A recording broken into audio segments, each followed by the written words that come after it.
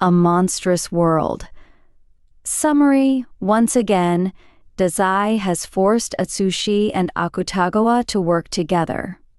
Their task is simple: take down the gifted with the ability to transport people to alternate worlds. They have a foolproof plan, and yet... A Monstrous World by Xlucy is an extraordinary piece of fan fiction that masterfully weaves together elements of adventure, angst, and heartfelt emotion. The story sets the stage with a captivating premise. Atsushi and Akutagawa, forced into an uneasy alliance by Dazai, must navigate the treacherous landscape of alternate dimensions. What follows is a thrilling, multifaceted narrative that keeps the reader hooked from beginning to end. The character development in this story is nothing short of remarkable. Xlucy skillfully portrays Akutagawa's struggle with his feelings and Atsushi's pervasive sadness, grounding their fantastical journey in relatable emotional turmoil. The dynamic between the two leads is compelling and layered, offering moments of tension, camaraderie, and burgeoning affection that are both believable and deeply moving. The inclusion of other beloved characters, such as Chuya, Dazai, and Ranpo, adds richness to the narrative. Chuya's caring nature and complex history with Dazai, Ranpo's omniscient meddling, and the various interactions among the cast bring a depth that fans of Bungo Stray Dogs will appreciate. Each character is given their due, contributing to the story's vibrant and immersive world. The alternate dimension setting, tinged with elements of a zombie apocalypse, provides a fresh and exciting backdrop for the character's journey. The descriptions are vivid, and the action scenes are intense, keeping the reader on the edge of their seat. Despite the dark themes, including body horror and past abuse, Xlucy manages to balance these with moments of humor, domestic fluff, and ultimately, a heartwarming happy ending. In conclusion, A Monstrous World is a must-read for fans of the Bungo Stray Dogs fandom. Its well-crafted plot, rich characterizations, and emotional depth make it a standout fic that will leave readers both satisfied and eager for more. Kudos to Xlucy for delivering such a memorable and impactful story. When somebody asks how I am, I tell a lie 9 times out of 10. Okay, let me add tax evasion to your long list of crimes then, Atsushi huffed indignantly, pretending to grab a notebook and pen from his pocket before pretending to scribble in it. Ah, there we go. The 500th page of Akutagawa's crimes is complete. While you're at it, you should add animal cruelty, because what I'm about to do you is going to be so. Put your hands where I can see them, Kunikida ordered, interrupting their fight as he aimed an automatic AR-15 rifle at them. I don't want to shoot you, but I will if this turns out to be a trick of some kind. Atsushi was flabbergasted, raising his hands helplessly. Bullets were harmless to him, and Akutagawa was more than capable of protecting himself with Rashomon. But the last thing he wanted to do was antagonize Kunikida more than already was, so he obeyed. Akutagawa kept his hands hidden in his pockets, however, refusing to listen. What is the meaning of this? I thought you two were meant to be co-workers. Just put your hands up, Atsushi yelled at him, grabbing one of his arms so he could yank his hand out of his pocket, forcing it up.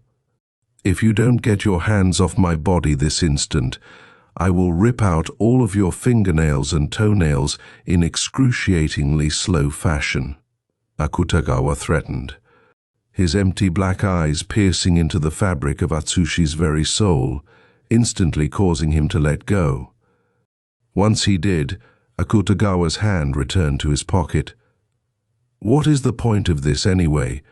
You are aware that guns are useless against us, are you not? Take off your mask, Kunikida demanded, then looked at Atsushi. And you, take off your gloves. Atsushi said, blinking in confusion. Okay? Easy enough. Akutagawa shrugged, lifting his hands to take off the mask around his mouth. Once he revealed his face, Kunikida immediately seemed relieved before turning his attention to Atsushi, who was in the middle of tugging off his fingerless gloves. Why did you want us to do that, Kunikida? Atsushi questioned as he stuffed his gloves into his pockets, raising his hands again. Kunikida squinted, staring at Atsushi's hands for a moment before lowering his gun, wiping a bead of sweat from his brow. I'm sorry for that, but I had to be sure you were telling the truth. Come upstairs, I'll explain everything. Kunikida slung the strap of the gun over his shoulder before turning to climb the stairs. Atsushi was extremely confused, and when he turned to look at Akutagawa, he found the mafioso also had zero understanding of what had just happened. I wish I understood the nature of this bizarre world. Since when does that man actually wield a gun with the intention of murder? Akutagawa grumbled as Rashomon extended from his coat, lifting him up the stairs at a similar pace to Atsushi. Akutagawa did not have the physical fortitude to walk up the stairs on his own. When I fought that man in the warehouse back then, he pointed his gun at me.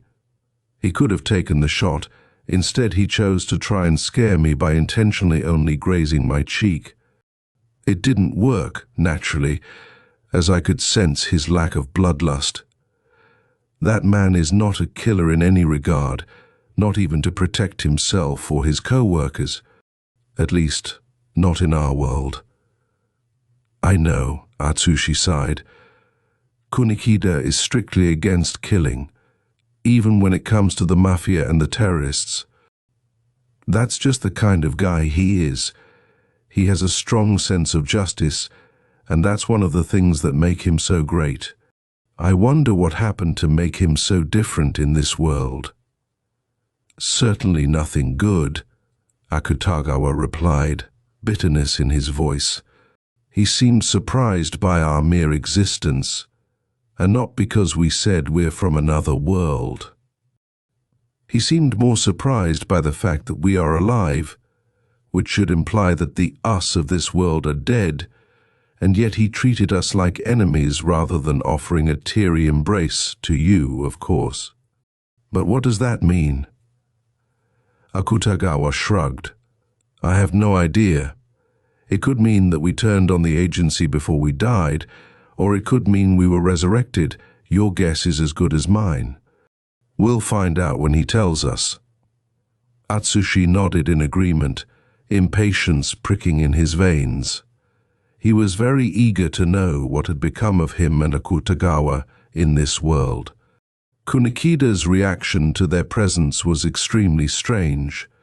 Kunikida was very emotional when it came to those he loved, so if they had died in this world and came back, Kunikida would have been shocked and begin to cry while demanding to know how he had come back. Instead, his first instinct was to draw a weapon. It made no sense. He could chalk it up to this Kunikida simply being different from the one he knew so well, but he felt that it was something more than that. He agreed with Akutagawa. There had to be something going on in the background that neither of them would have predicted. They reached the top of the stairs and Kunikida led them to the lounge area of the agency. Atsushi glanced in the direction of where a few windows should have been, and instead he found nothing. It was beyond weird to see the place without windows. Kunikida was a stickler for the rules and had insisted that every room have at least one window. In their world, anyway. The blond man turned to face them, pushing his glasses up as he did. This world is probably a lot different from the one you know, he started. I'd sit if I were you. This might come as a bit of a shock, I'm afraid. Atsushi sat down, and he was sure his face must have turned into one singular question mark with how bewildered he was. Akutagawa also sat, crossing one leg over the other, before smoothing out his coat. "Get on with it then," he said. Kunikida sat across from them, hunching forward and foregoing his usual impeccable posture. He folded his hands together and gave a shaky sigh before looking up at them both. "In this world, you're both dead."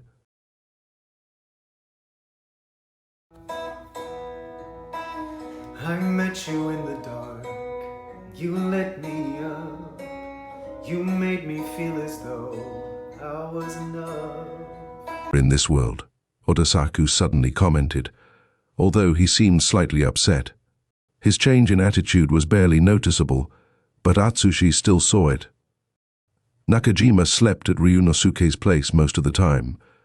They basically lived together, even adopted a cat together, ditched work together, ate together, slacked off together, they took care of each other.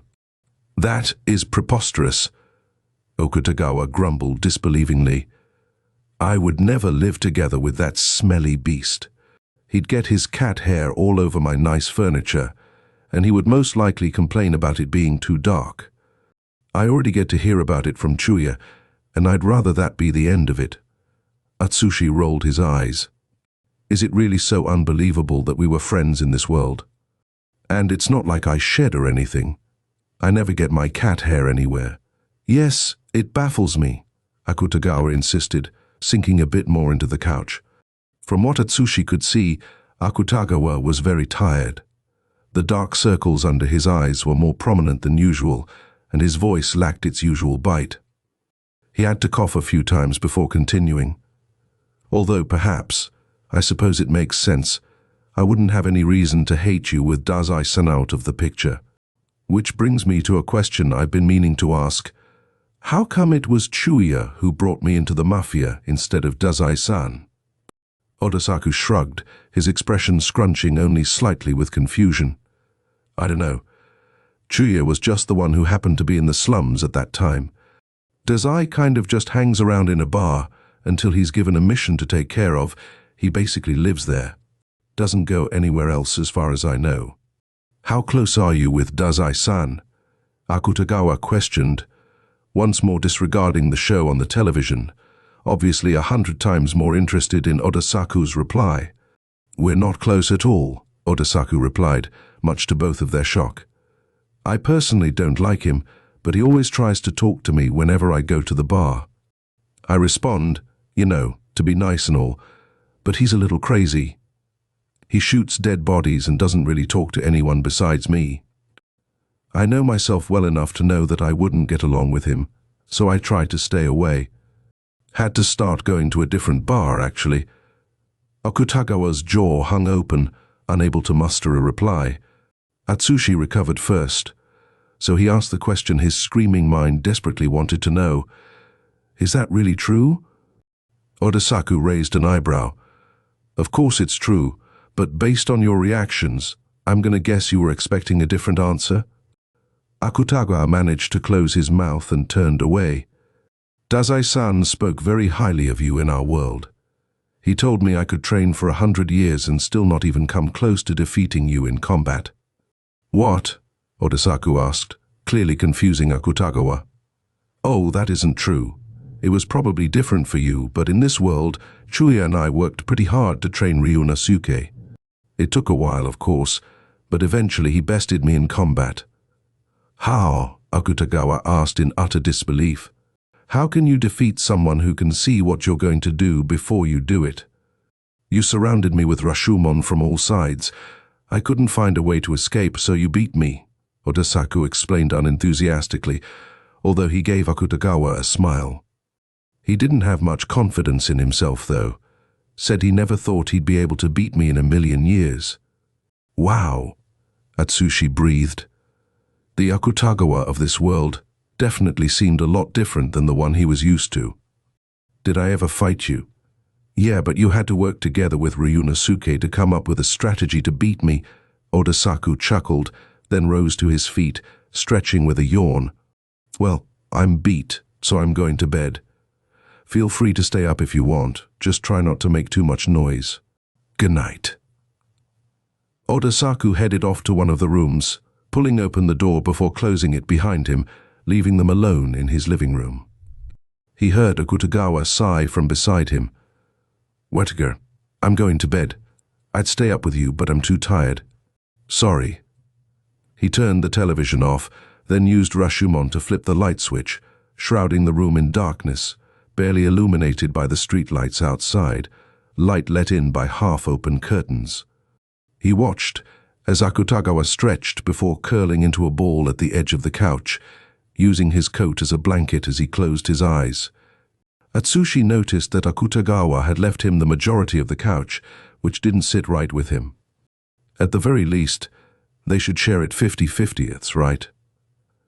Akutagawa, you don't have to sleep all scrunched up like that. I could even sleep on the floor if you'd like the whole couch to yourself. It's no problem at all. I can't just kick you onto the floor. I might be in the mafia, but I'm not evil, Akutagawa mumbled, his voice quiet. Use the couch. I'll probably move around in my sleep anyway. Atsushi couldn't help but laugh. All right, but don't hesitate to stretch out if you need to, okay? Can you shut your gob so I can get some sleep? Akutagawa groaned irritatedly. Atsushi rolled his eyes, although he wasn't offended. All right. Good night, Akutagawa. A beat of silence passed as Atsushi laid down, curling up as well, but not as tightly as Akutagawa had. Due to his frail body, it was probably easier to hunch himself into what looked like a flattened cardboard box, but Atsushi's more muscular frame made it harder to do so himself. A hoarse whisper broke through the gentle quiet. Good night, Wettiger. The sound of muffled sobs forced Atsushi to awaken. He mumbled a complaint as he sat up, rubbing the sleep from his eyes as he looked to his right, where the source of the noise was. He squinted for a moment as his night vision kicked in, finding that Akutagawa had shifted a bit, but was still crunched up into what looked like an extremely uncomfortable position. It took him a few seconds for him to understand that the sound was coming from Akutagawa, an extremely slow pace so he wouldn't wake him up. It felt like actual hours before he could even get a small glimpse at his face. There were tears on his cheeks, and his body was continuing to heave with his muted weeping. The only coherent, clear noise he made was an occasional raspy cough every now and then, likely triggered by how his lungs had to squeeze and convulse to accommodate his cries, especially while asleep. He mumbled a few words while Atsushi decided on what he should do to help. He couldn't understand all of them, as they were mostly inaudible, but the words he did make out, "Please, Dazai-san, I don't want to go back," concerned him enough that he figured waking Akutagawa up would be better than leaving him be, as he was obviously having a nightmare of some kind.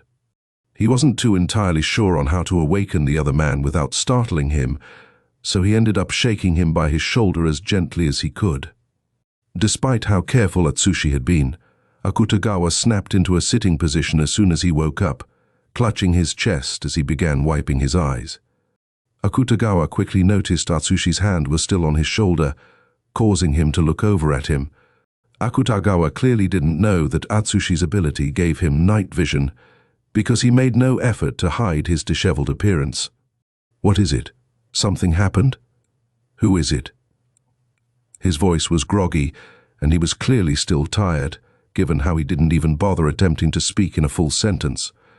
Atsushi squeezed his shoulder in an attempt at comfort, giving him a smile despite knowing he couldn't see it. "Are you all right, Akutagawa? I heard you having a nightmare." Akutagawa stiffened for a moment, wiping his eyes again, sniffling quietly. "I wasn't having a nightmare. Sorry I woke you." He attempted to lie back down, but Atsushi refused to let him.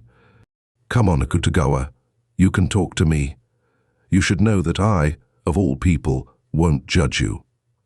Akutagawa scowled at him. "I don't want to talk about it, because there is nothing to talk about. Go back to sleep." Akutagawa clearly thought that was the end of it, because he yelped, completely off guard when Atsushi pulled him over to his side of the couch. "Fine. If you don't want to talk about it, at least let me try and make you feel better." Akutagawa didn't say anything for a moment, then relented with a sigh. "Whatever," was his dignified response.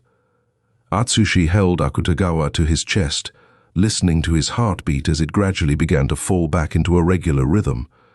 Before, it had been hammering inside of his chest, likely from crying and the added pressure of trying to breathe while doing so.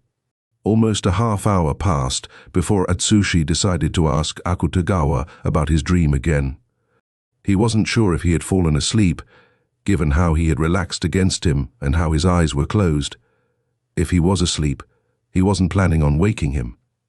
"Do you want to talk about the dream you had?" he whispered. Akutagawa's eyes opened. "It was stupid," he mumbled. "Nothing to speak of. I'll listen if you want to talk about it. We all get them sometimes, nothing to be embarrassed about." Akutagawa shrugged. Atsushi felt his shoulders shift against him as he did. It felt so. Strange to have Akutagawa this close, but he wasn't complaining, not at all. He wasn't expecting Akutagawa to respond, so he was caught by surprise when he began speaking again. "It was the first time Dazai-san brought me back to the slums as a punishment. I honestly forgot what I did to warrant such a reaction, although I'm sure it was my fault. He wouldn't bring me back there for no reason, surely." Akutagawa didn't sound very sure of himself. "Well, I'm sure he just did it because he's an asshole." Atsushi disagreed, earning a faint laugh instead of a menacing glare. "I'm sorry you had to go through that, though. I know how it feels to have to experience something like that. It must have been really scary." "It was unpleasant," Akutagawa agreed hesitantly. "I was there for a few days until Chuya found me. By that time, I had already gone back to scavenging for scraps and stealing from the other kids. He said he barely recognized me." Atsushi sighed heavily. It upset him greatly that Dazai had actually left Akutagawa back in the slums all alone, leaving him to fend for himself, especially after personally bringing him out of that environment. "Dazai fucking sucks," he said, both to his and Akutagawa's surprise. There was a moment of silence before Akutagawa laughed again. "Yes, I suppose he does. What would one expect from a man like him, though? Lots of things, but definitely not human decency," Atsushi grumbled. "Do you want to go back to sleep?" "Yes," Akutagawa answered, his eyes closing again. "I am fine where I am. Good night." Atsushi hadn't expected Akutagawa to agree to staying in their current position, but he definitely wasn't upset about it. He had to stop himself from jumping up and dancing around from the pure joy that he felt, instead relaxing into the warmth of the man on top of him, closing his eyes so he could go back to sleep as well. Okay, guys, this has become one of my favorites now that I've read it. I love alternate universes. I love the idea of expanding on the world. And anything that keeps my boys together, I'm for it. All right, dare to be unique, guys.